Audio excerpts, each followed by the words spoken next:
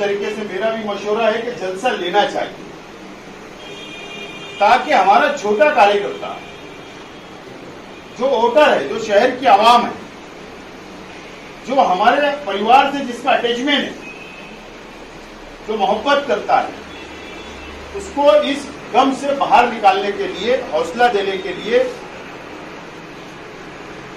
हम लोगों को एक जलसा लेना चाहिए। अगर आप लोगों की राय होगी तो आने वाले जुमा को सैलानी चौक, सफीर नगर, गुरुवार वार्ड के अंदर हम लोग एक जलसा ले और वहां पर पूरे शहर लेवल के ऊपर हम और आप मिलकर मेहनत करके वो जलसे को कामयाब करें, ऐसी मैं तजवीज रखता हूं।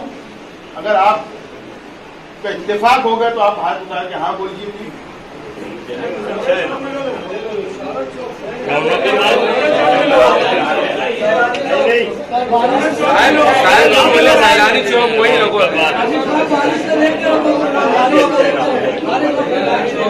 मालेगांव मुस्तफ़ा भंगार बाज़ार डायमंड कारपेट होलसेल रेट में कारपेट दिया जाता है। हर किस्म का यहाँ पर कारपेट दिया जाता है।